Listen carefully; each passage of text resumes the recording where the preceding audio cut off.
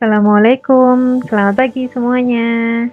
Pada pertemuan kali ini kita akan melanjutkan materi yang sudah kita pelajari, yaitu macam-macam kebutuhan manusia dan alat pemenuh kebutuhan. Nah, kita hari ini akan mempelajari tentang tindakan, motif, dan prinsip ekonomi.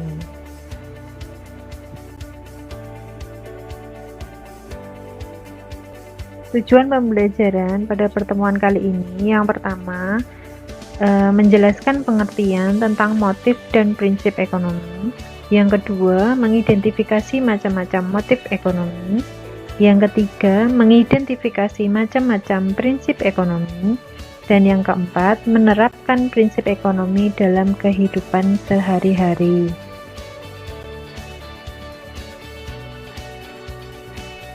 Untuk materi yang pertama, kita pelajari tentang tindakan ekonomi. Nah, apa itu tindakan ekonomi? Tindakan ekonomi adalah tindakan manusia untuk memenuhi kebutuhan yang dilandasi oleh motif ekonomi dan berdasarkan prinsip ekonomi. Nah, di situ ada dua istilah yang harus kalian garis bawahi, yaitu motif ekonomi dan prinsip ekonomi. Nanti akan kita pelajari lebih lanjut lagi. Apa itu motif ekonomi? Motif ekonomi adalah dorongan melakukan kegiatan ekonomi untuk memenuhi kebutuhan. Nah, apa saja dorongan, keinginan manusia itu yang melatar belakangi manusia melakukan kegiatan ekonomi. Itu disebut sebagai motif ekonomi. Nah, silahkan amati gambar-gambar di bawah ini. Di situ ada gambar petani, pedagang, buruh pabrik, dan nelayan. Itu adalah contoh dari berbagai kegiatan ekonomi. Misalnya saja kita ambil satu contoh nelayan ya. Kenapa harus nelayan itu bersusah payah mencari ikan di laut misalnya. Nah, motifnya apa? Dorongannya apa? Nah, dorongannya tentu untuk memenuhi kebutuhan sehari-hari. Motif ekonomi dari sumbernya itu dibagi menjadi dua, yaitu motif intrinsik dan motif ekstrinsik. Nah, motif intrinsik sendiri itu adalah motif yang berasal dari dalam diri sendiri tanpa dipengaruhi oleh lingkungan luar. Sedangkan motif ekstrinsik itu adalah motif atau dorongan ekonomi yang berasal dari luar diri sendiri. Bisa dari lingkungan, bisa dari keluarga, bisa dari teman sebaya, dan sebagainya.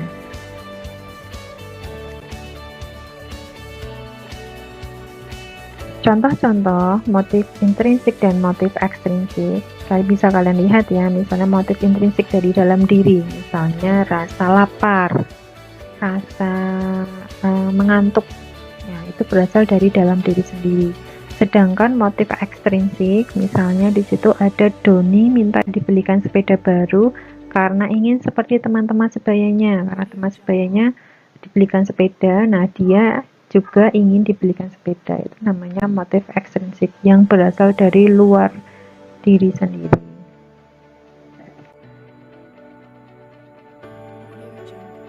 Macam-macam motif ekonomi sendiri itu dibagi menjadi 4. Yang pertama, untuk memenuhi kebutuhan.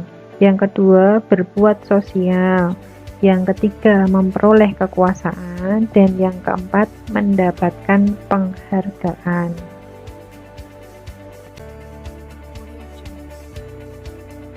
Nah, contoh-contohnya itu bisa kalian lihat. Misalnya yang pertama, motif memenuhi kebutuhan. Contohnya seorang nelayan pergi melaut, bisa juga seorang buruh pabrik bekerja di pabrik. Nah, tujuannya untuk apa toh? Tujuannya untuk memenuhi kebutuhan sehari-hari. Terus yang kedua, motif sosial. Nah, contohnya di sini Pak Yanuar setiap tahun memberikan bantuan berupa sumbangan buku-buku bacaan kepada panti asuhan. Bisa juga memberikan santunan terhadap anak yatim piatu. Nah, tujuannya apa? Motifnya apa? Motifnya dilandasi rasa kemanusiaan atau ingin membantu sesama. Terus yang ketiga, motif memperoleh kekuasaan. Contohnya, misalnya Pak Wibowo calon lurah, ia memberikan modal perbaikan jalan dengan harapan untuk apa? Untuk dipilih menjadi lurah. Nah, motifnya adalah memperoleh kekuasaan dengan menjadi lurah. Terus yang keempat, itu adalah motif memperoleh penghargaan. Contohnya, seorang pelukis membuat lukisan yang indah karena apa? Karena ingin hasil karyanya dikagumi, dihargai oleh orang lain. Nah, itu disebut sebagai motif memperoleh penghargaan. Selanjutnya adalah prinsip ekonomi. Nah, apa itu prinsip ekonomi? Prinsip ekonomi itu adalah pertimbangan yang disertai dengan pengorbanan tertentu untuk mencapai hasil yang optimal. Sebenarnya definisi prinsip ekonomi itu luas sekali.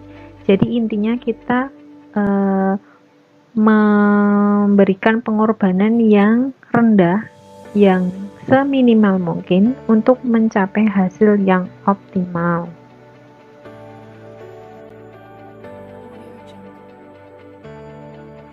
Nah, contoh penerapan prinsip ekonomi sendiri itu bisa kalian lihat di situ ada transaksi antara penjual dan pembeli. Nah, di situ ada proses yang namanya tawar-menawar.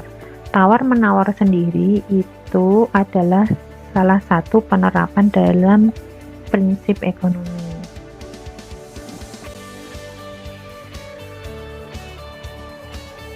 Nah, contoh penerapan prinsip ekonomi yang lain, misalnya kalian ketika berbelanja di minimarket misalnya, di situ ada deterjen kemasan kecil dan deterjen kemasan besar. Nah, kalau menerapkan prinsip ekonomi itu kalian pilih yang mana? Nah, kalau yang deterjen kemasan kecil itu beratnya disetarakan dengan deterjen kemasan besar, harganya kan 16.000. Sedangkan harga kemasan besar tadi 12.000. Jadi kalau dihitung selisihnya 4.000, lebih murah yang kemasan besar. Tentu kalau kalian menerapkan prinsip ekonomi, kalian akan memilih yang kemasan besar karena dapat menghemat uang Rp4.000.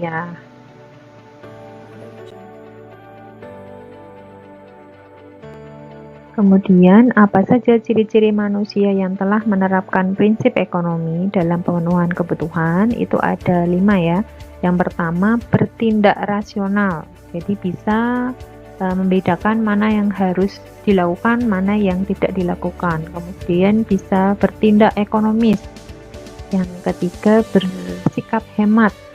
Yang keempat, membuat skala prioritas. Nah, skala prioritas sendiri itu adalah membuat daftar kebutuhan diurutkan dari kebutuhan yang paling penting, yang paling urgent yang harus dipenuhi. Itu namanya membuat skala prioritas. Dan yang kelima itu adalah membuat prinsip cost and benefit. Cost itu biaya, benefit itu keuntungan yang didapat.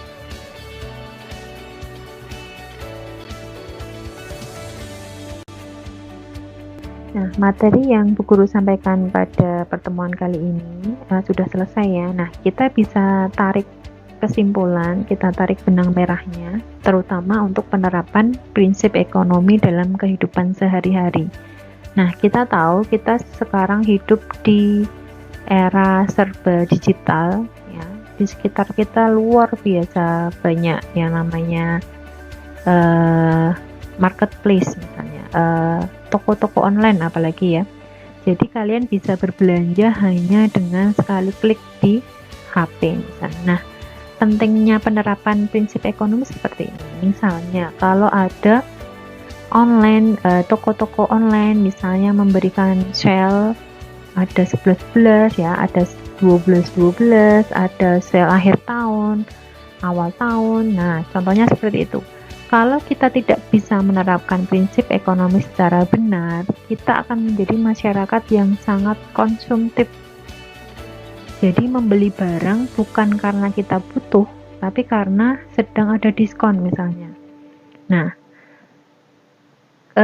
setelah mempelajari materi prinsip ekonomi ini, kalian bisa menerapkan, oh ternyata saya tidak butuh barang ini ya, karena di diskon. Karena saya tidak butuh ya saya tidak beli. Jadi membedakan mana sih yang barang yang benar-benar harus dibeli dan yang sangat dibutuhkan.